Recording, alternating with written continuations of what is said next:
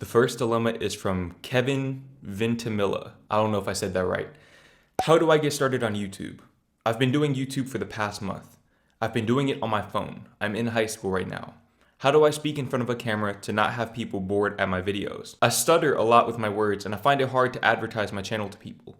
How can I improve body language? How can I turn my motivation into discipline? Okay, so since you linked your channel here, I'm gonna go ahead and check it out right now. Right off the bat, your titles are definitely not searchable. Okay, they are not very searchable up until the NoFap day one in the journey video. And if you notice, granted, we're working with a pretty small sample size here, but if you notice, that video has more views than most of your other videos in a shorter time frame. Okay, and that's because it's a more searchable video. NoFap is a very searchable topic. Now here's the thing, man. For one, you're not posting enough. Okay, you're not posting enough. It seems like you're posting pretty sporadically. And I don't know how much effort you're putting into each video, but a lot of them look like they're short videos. Okay, so with that being said, I feel like for you, you're gonna have to give it more time, man. You're gonna have to give it more time and see if this is really genuinely what you want to do. Okay, can you envision yourself doing this for the rest of your life? YouTube is not for everyone.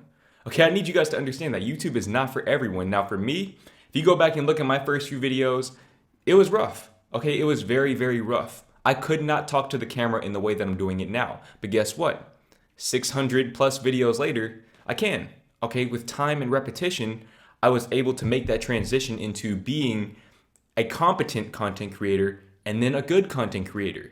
Okay, and now I'm in a position where I have a plaque in the background to show for it. Okay, but that took time. It took time. It took personal development. It took my own personal growth. Okay, so when you're focusing on growing your channel, especially if you're a self-development channel, which it seems like you are, you want to focus more on elevating yourself and just documenting that process. Okay, now things might start off slow because people see you at the beginning of your journey and they don't necessarily feel inspired, but some people will. Okay, not everyone will, but some people will. And you stay true to that audience, and most importantly, stay true to yourself. And as you grow, as you elevate, you'll have your whole process there documented for people to see. I think personally, that's a big part of the appeal of my channel, is that you can go back and see how I was before I started this personal development journey. And you can see where it's taken me, not just in terms of my material possessions, but in terms of my confidence in the way that I present myself to the camera and to other people. So in other words, you just have to give it time and focus on your personal development. Okay, being able to articulate yourself on camera, that's going to come with time. When I first started off, my first few videos, if you notice, you'll see that I cut after every single sentence. And that is not by accident. I just want to give you guys a little channel update and a little life update, I guess. Today, I'll be explaining to you guys why I'm no longer in school. The reason why I used to do that is because I had to script out every single sentence that I was going to speak in the video, read the sentence, and then speak it to the camera and hopefully not forget it before I had the chance to speak it. And then I'd have to look again off to the side and make that cut. Okay, so obviously now I can string together whole videos at times with only a few cuts in between.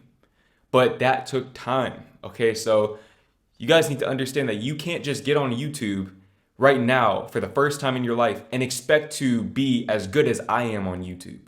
Okay, and that's not to say that I'm just the greatest YouTuber of all time or anything like that, but I've definitely leveled up from where I started. A lot of you guys are probably already ahead of where I was when I started, which means that if you just stay true to your journey, if you want it that badly, if you believe that you're born to do that, it'll happen for you. The next dilemma is from David. So I need help with my NoFap addiction. I never fapped for the longest time, but after we started online class, I then started to fap because I was bored. I tried to play video games, but I was still fapping. I need help. Okay, so first of all, you're very young.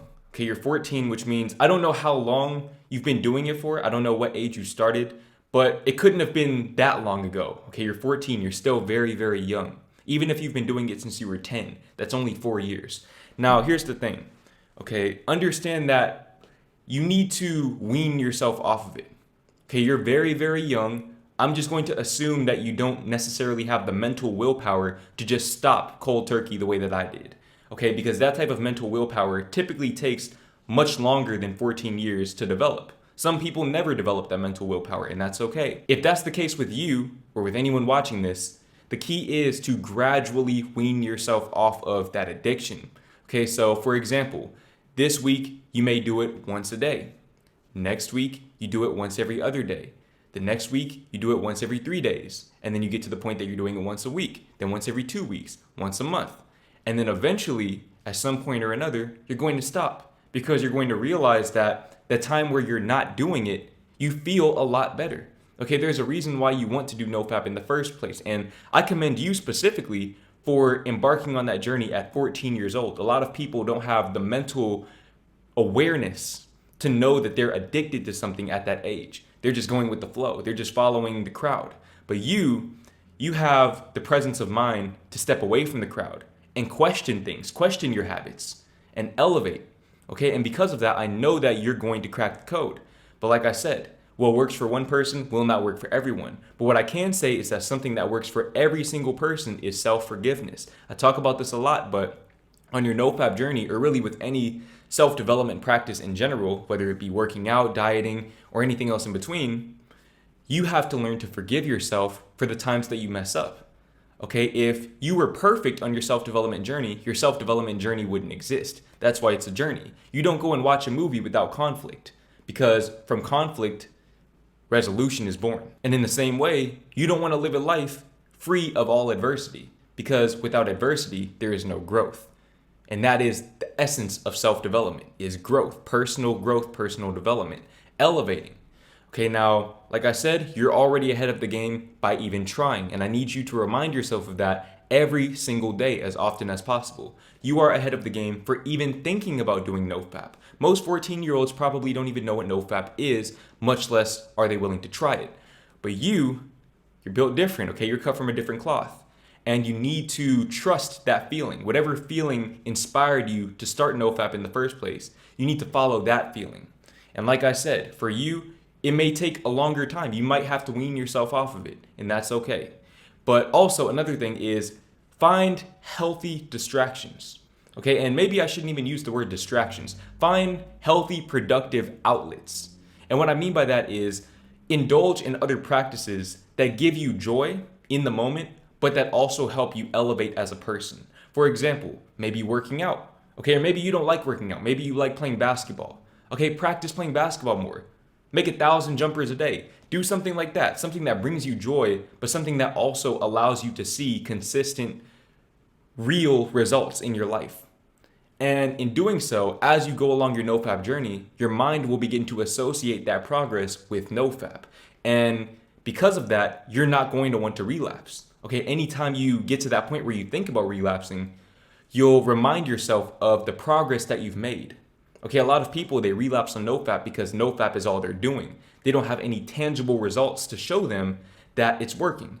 Now, me personally, I have an apartment, a new car, I have a new wardrobe, and a YouTube plaque to show for it.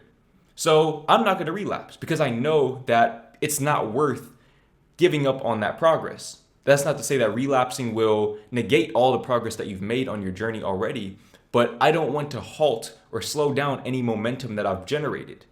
So with you, it might be something else. I can't say what that will be for you because I don't know enough about you, but do something that allows you to elevate in your life.